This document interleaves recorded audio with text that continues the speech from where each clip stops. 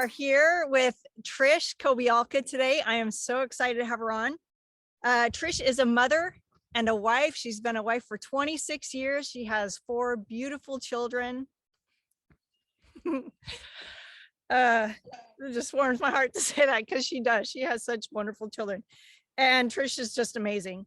She is studying right now and in school full time, studying marriage and family studies, and is planning to get a master's in an international social work.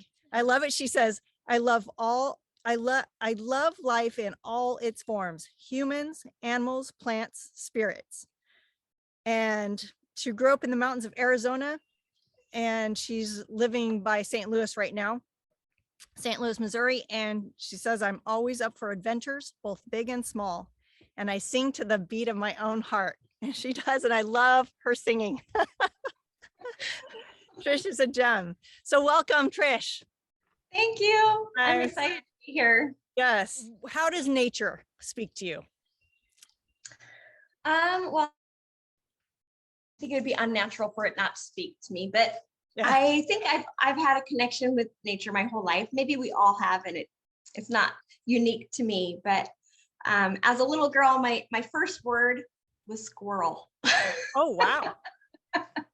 That's a big my word. grandma, I know. I guess I waited to make it right. So my grandma had me in a stroller, and she would talk about the squirrels, and she pointed at a squirrel and I said squirrel. So that's the first word that I've ever been told was my word. So I think I've always had a sort of connection to loving watching life, animals especially. I love to garden. I mean, the whole thing. So I don't know. It all speaks to me. I feel like nature, I'm a part of it. It's a part of me. Yeah, we are the same, right? Nature. Yeah. And you are able to live around nature right now, right? I am. Our house is in a little subdivision. It doesn't appear that way. I've got so many trees around me, and there's forested land surrounding our house. So I do get to see lots and lots of wildlife and walk in nature almost every day. Archer and I love to forage, so we go out into the woods and we look for mushrooms and leeks and all kinds of different things that you might find out there, and bring it back. And yeah, so I am surrounded by nature a lot, and enjoy being in it. I love how you, Archer is her youngest, and he is such a cutie. And so he is an adventure like his mom. He likes to do adventure. And so you guys go out and you're able to bring those things in, like you said, leeks and mushrooms, and you use them? Yeah, we eat them. Awesome. That is so good. Yeah. Sometimes I don't tell my, but they eat them. That's great. Yeah, and they enjoy them, right? Well, I like to think so. Yeah. So do you study that beforehand, or do you just kind of know just from life experience? Or no, you have to know what you're doing, because all mushrooms are edible, but some mushrooms are only edible once. Because they'll kill you. So you do have to kind of know what you're doing. So I do study that and look into that. You know, I grew up in Arizona, where I absolutely love Arizona. I love the desert. I love the mountains. It's all beautiful to me, the canyon lands, but it is barren in some places, and it is not wet. So it wasn't exactly a mushroom hunters, foragers paradise in that respect, especially since I'm not a hunter. I'm just a mushroom hunter. So, but I was born here in Illinois, actually just about 2 hours from where I live now. And I've never lived here until now. We moved to Arizona when I was 2 weeks old. Okay. But coming back here in the summer, spending time with extended family, and my parents would teach me a little bit about here, and I learned a lot from just being here. But they used to talk about mushroom hunting, and it was something I never did out west. I saw mushrooms, but every mushroom I saw, I knew to be poisonous. So coming back here and having so much life and so much greenery, you know, I just pulled garlic chives out of the forest this week and put them on our potatoes. I mean, just little things like that. It's such a joy and excitement to find just growing wild, provided by God and nature and not by me or my garden or my work. It's just really neat to find that. It's a little sort of manna experience for me. That's awesome. Yeah, it makes me think of the scripture that talks about how the Lord takes care of the birds. Why not us, right? Yeah. Yeah. He sees even the sparrow. Yeah. And I love that because I do love birds a lot. Oh yeah. Are you a bird watcher? I am. I wouldn't say I'm good at it. And I would not say I've ever like gone on a bird watching trip, although I had an uncle and aunt who used to do that in their younger years. They're now nearing 100, but they used to go on wild trips, go to Costa Rica and all kinds of different places and just to see birds. Wow. So, and I thought as a kid that was pretty crazy, but now I think I would really like that. So anyway, I do love birds. I love bird song, and I'm enjoying learning the different, sounds. When I go outside, you can hear about 20 different varieties of bird almost any time of day, but especially in the morning. And I like to go out and I'm learning. There's still many of them. I don't know who they're coming from, but I'm learning the sounds that they make and the various sounds that each bird makes. And it's fun. It's fun. So do you learn it from an app, or how do you learn the sounds? Like, I'm not that cool. So I learned by watching. Oh, wow. Just observing. I did recently hear a song that I didn't recognize, but it seemed like it was coming from a cardinal. And it was not a song I had ever heard a cardinal sing before. And so I did a kind of deep dive into internet searches for cardinal songs, and all the ones I found were just the same one I was hearing all the time, not the one I was hearing this time. And then I found someone who had like a 45-minute video on YouTube of just cardinal songs. And so I just listened to that while I worked that day. And sure enough, the mating song is the one I was hearing. It was coming from the cardinal, but because they only do it, like once a year, I had never heard that, not having lived with cardinals before. So this is fun. I'm learning. Wow, I'm gonna have to really dive into listening to the sounds. I know a few birds, but that's so cool. That's exciting. Yeah. So now that I know I can do these sort of internet dives, I might get sidetracked from other things and do that from time to time. Yeah, I'm gonna have to start doing that too. My grandfather, who lived in Illinois, he was a bird watcher. I don't know that he didn't ever travel like your relatives did, but yeah, he would just sit in his back all the time. They had forest around them, and just he'd know the birds and stuff. So yeah, my grandma always had feeders and bird baths, and she just loved the birds, and I loved the birds. It was such a joy to watch them and hear them, and I think I inherited that from watching her love for that. That's awesome. Yeah, that's one of my favorite things in the morning, is to go out or even have the door open and just hear them. And yeah, in the morning they're really chatty sometimes. Yeah, it's fun. And I love the songs of the birds, because that's what it is. So yeah, that's beautiful. Yeah, and I truly believe that there's calls that they give. Like, I've come to observe calls that they give, like they have sort of an I am here sound, and they have there's food here sound, and they have these different sounds, and the mating sound. But so often you just go out in the morning and they're just singing. Yeah, they're just singing. They're just enjoying their musicality and their talent, and I love that they can just have that joy and show it and express that just exuberance for life. yeah, that's beautiful. And it reminds me of you. I mean, you have that joy of life, it seems like, all the time, and you're just so creative and adventurous too, in all different ways. So I love that. Well, so are my friends. Yeah. Adventure's good, right? Yeah, so, takes one to know one. Yeah. So as listeners know that my family we traveled for a while, and that's how Trish and I met up. Is this adventurous mom, her husband was traveling abroad, working abroad, living abroad. And she, with her 4 kids, younger kids, were traveling also around the United States. And we just met up that way. And it was meant to be. It was It awesome. was so meant to be. Yeah. I love how the Lord guides our paths and just, he, puts people in our lives that need to be there. And for whatever reason, but yeah, sometimes it's only for a little season or for even just a single interaction. Yeah. And sometimes you get to have wonderful, wonderful relationships that reappear 10 years later. Yeah. Yes. Yeah.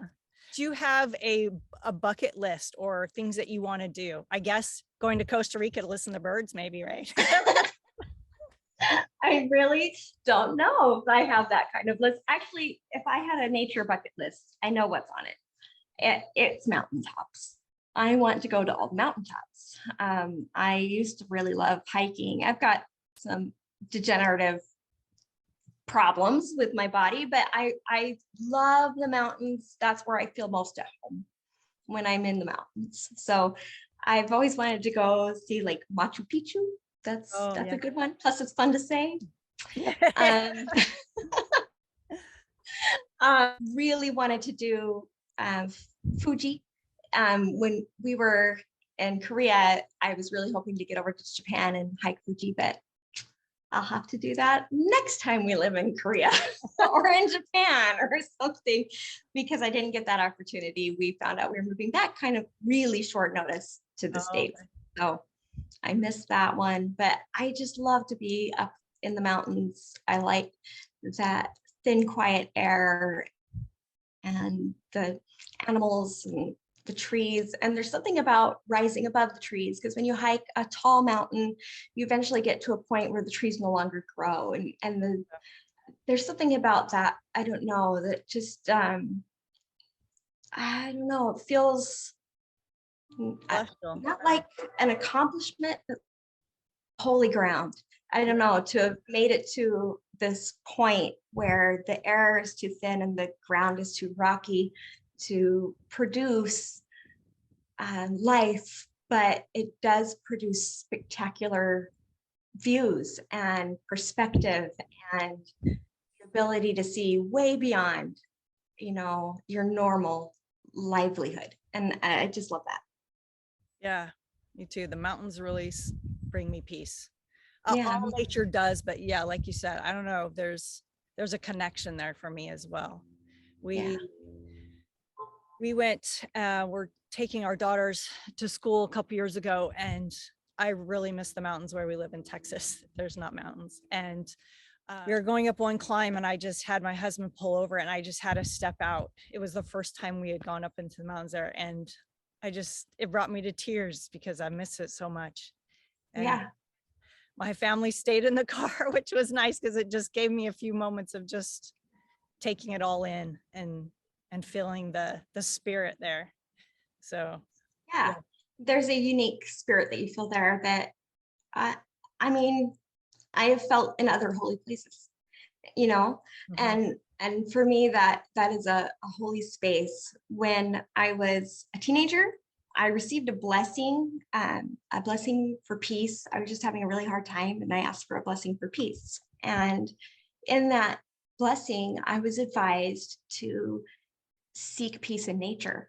And that was the first time it had been put in those words in my life. And up till that point, I realize now I probably sought peace in nature many times. But at the time, I was like, wait, that's a thing? I could do that? So I grew up in the mountains. So I started, when I was having a really hard time, I found a mountaintop that was my mountaintop. And I didn't really take other people there. I would drive as far up as I could go, and then I would hike to the top. And that was a sacred space for me, and that became a place of prayer. And that's where I decided to marry my husband. I mean, that's where a lot of important things came to me there.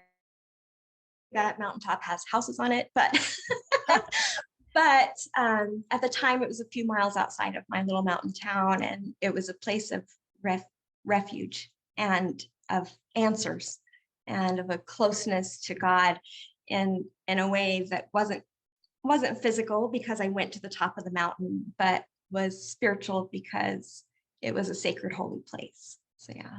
Wow, that's beautiful. Well, what a special experience to have that and to find that sacred, holy place, and Yeah. just how we've been encouraged to do, right? Where's your holy place to just find wherever that is? And for me, it's definitely in nature. So Yeah. Yeah. and my And I garden don't live for where there's now. mountains now, but I still feel that, when I go out into nature, and I observe that every day, to watch the animals and the way nature lives its course is such a beautiful rendition of God right there. You just see the give and the take in nature, the balance that, I don't know if balance is the right word, because you don't know that balance is a real thing. Right. Like I think you have to be continually, like if you're on a balance board, right? If you're standing on something that's not quite level and it's tipping back and forth like a long rock in a riverbed, right? And you have to lean back and forth, but it's not really about balancing. It's just knowing which way you need to lean. Yeah. And I see that in nature all the time with, how life goes on. We've got this little raccoon in our yard, and it's got its leg. It must have got caught by a coyote and somehow escaped. And it's just, poor thing, the first day we saw it, the leg was almost completely removed from the body, and it was bloody and just a horrible position. We tried to catch it, but it ran underneath we have creeks everywhere here, and it ran underneath sort of a cage of roots in this creek right in our backyard. And I could have pulled him out, and that was the whole plan, was I wanted to take him to the nature center and get him help, but I could have pulled him out, but the only way I could pull him out is if I pulled on that broken leg. And I didn't have it in me to cause him that level of agony. And so I let him be, and we covered the root system with blankets to keep him warm because it was going to be in the 20s that night. And but when we went back, he was gone. And we've seen him several times since. He's still alive here in our little woods. And I have a little deer. So we've seen footage of him out in the yard as well. But my husband said to me, when I had the whole family out there, we're like, you go this way and I'll go this way, so he doesn't run that way when I'm coming after him this way. We're all trying to help this little raccoon. And when we kind of gave up for the night because it was snowing and everything else, my husband, Shane, he was just like, why don't you just let nature take its course? This is part of nature, Trish. You have to just let this go. And this raccoon is now food for some other animal. And while he's not wrong, I also said to him, I am part of nature, and it is in my nature to help this animal. And I see that in our interactions with nature, that we are part of it. And it is also part of our responsibility and our mantleship. Do I think I can save every animal? No. Would I try to save every animal? Maybe. Try. But if I failed, I wouldn't beat myself up too bad because I'd know I at least tried. It comes back to the mushrooms. Like, you go out into the forest and trees are growing and they're magnificent. And where I grew up, trees were hundreds and hundreds of years old. And, ancient ponderosa pines, 400 feet high, right? But here, while there are a few trees that have like 6 foot wide, trunks, old oak trees, the bulk of them are skinny, small. I mean, they're not small, they're still several hundred feet tall, maybe. They're deciduous. They have a little different lifestyle, right? They grow and then they become diseased, or they get taken over by grapevines or whatever, and they begin to die. And just like with a human life, that death can be rapid or that death can be stretched out over decades. Yeah. As I go out foraging, I look for those dying trees, and I look for the signs of decline in a tree, because trees draw so much energy from the earth. They draw so much energy to grow that high. But when it is time for them to go, that energy is also pushed back down. That energy is re-released into the earth. And when that time comes is when you find the mushrooms growing underneath the trees. Oh, There wow. is symbiotic, relationship there, that you don't find the mushrooms growing underneath the new trees, the young trees. You find them growing underneath these old trees that are beginning to lose their life. They're sending that energy back down. And I find that so remarkable, because, the tree took, but the tree gives back. Yeah. And when it dies, it becomes home to birds, and it becomes home to critters of all types, and to termites, and to all types of different things, and boring insects, and the uh, what's the word? The outside of the tree, the bark. The bark falls off and it goes onto the ground, and underneath that becomes new life and new foliage that grows up because it's nourished by that death. And I just love that sort of circle of life that you see in nature, and I just enjoy observing it every single day. That's awesome. Yeah, it is amazing. Just the circle of life, and how I love what you shared about the tree, and it putting its energy back into the earth as it's dying. That's, Yeah. I mean, and it makes me think of we as humans, and even especially with family or people that we're connected with, they grow and have experiences, and just by their example, share them with us, and their experiences don't die, but I think relive and help us to grow even more. That's what Yeah. it made me think of. So thank you for And, sharing. and how often can we equate the greatest knowledge or the greatest friendships or the greatest sweetness we've ever known to the oldest among us? Yeah. So much of who I am is who I became because of a grandmother or a grandfather or a story about them or a moment with them, and I think that occurs in humanity as well, that push down of energy and that new life. And I love, that sort of parallelism between the two. And it becomes, I think when you spend a lot of time observing how nature works, you grow to appreciate your relationships, your family, your friends so much more, because you can see that symbiotic relationship, that need for one another.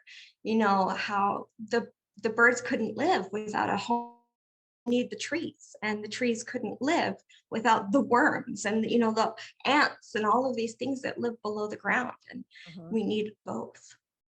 Yeah. Trish, what have you learned about light in nature? Good question. Thank you.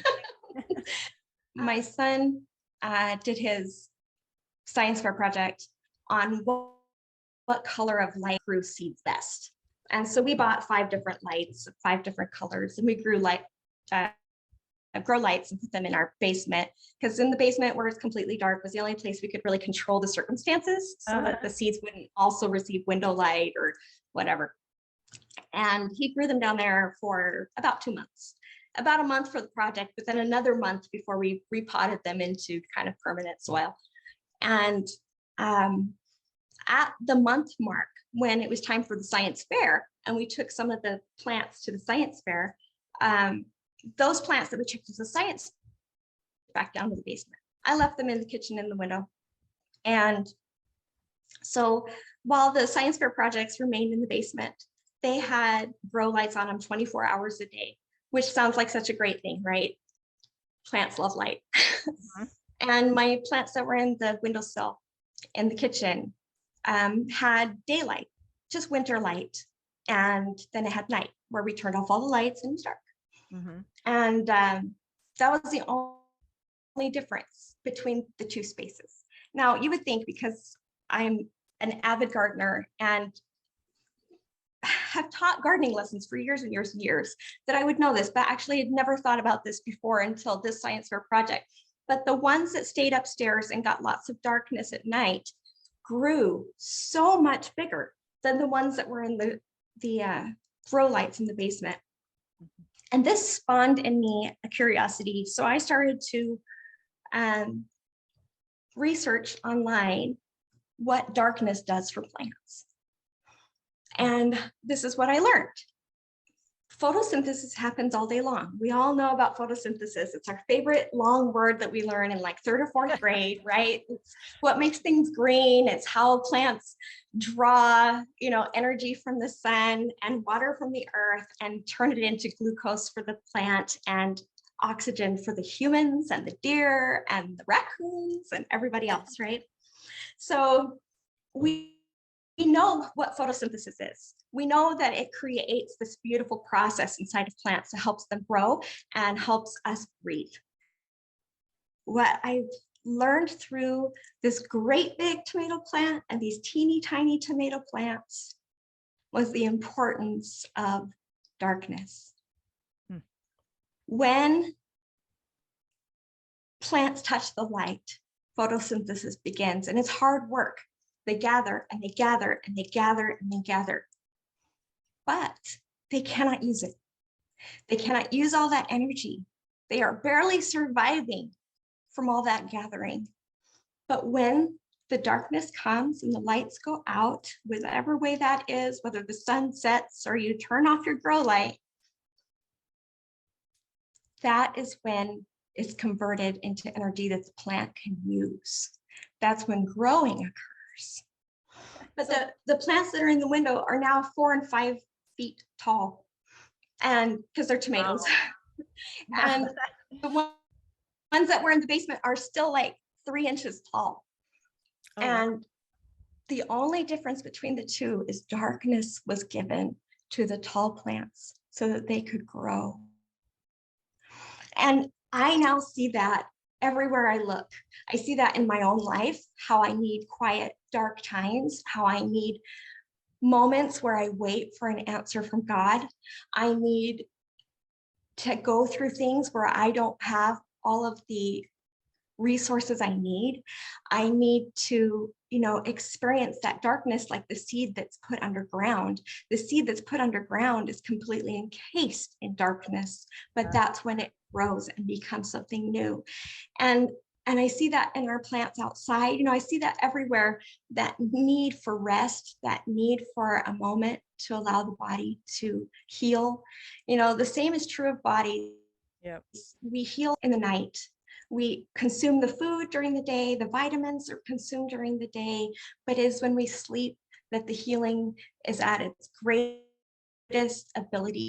And that's what I learned from light in plants, is that it is so important, but there has to be the darkness for what you receive from the light to be of use. Wow, that's beautiful. Thank you for sharing that. What a lesson. That is so cool. I don't know. That's just so many lessons you can draw from that. And yeah I've been thinking about it for months now. Yeah. It just keeps on giving. It just keeps on giving. It's so helpful. That's amazing. Yeah, I am a person that's always doing. I like to be doing, but I am reminded through the spirit or my family or whatever, take time to rest, right? You need that downtime and my sleep patterns, that's important, and just everything that's beautiful, but I need the light as well. So one researcher said that what plants do in the night is like complex arithmetic. That they take what they know from the amount of hours of daylight that they received to know how long the darkness is, so that they can know how much glucose they need to consume in the time they have. Because, for instance, in the winter, they may have 14 hours to consume the glucose. Right. But in the summer, they may have 6 or 7 or 8 hours to consume the glucose. And that also teaches them, that level of darkness teaches them, that the end of their time is coming, the summer is coming, or the winter is coming, or whatever it may be, depending on the type of plant and the place it's from and everything, that they have to know how any excess just goes to waste, or it can even cause harm and become a breeding ground for disease in the plant. So that awareness is there. And plants have a spirit, and maybe they don't have an awareness the same you and I have, Right. but they can do complex arithmetic, apparently. Which I can't do. No. And use what they've done all day, all of their work, that photosynthesis, to be able to become something more that is also given freely, because as they grow, they also produce for us breathable air, Yeah. beauty, and homes for other things. So What an amazing observation, and just the things that you've studied and learned from that. That is so awesome. That's just amazing. And I appreciate you sharing that. The contrast is important. It made me think of also just sometimes trials will help us to really push to grow, just like you're saying, searching for answers. Yeah. Sometimes you just need to be patient, or just wait on the Lord for those answers and for that growth to come. So yeah, I think some of my best learning times have been in my darkest times.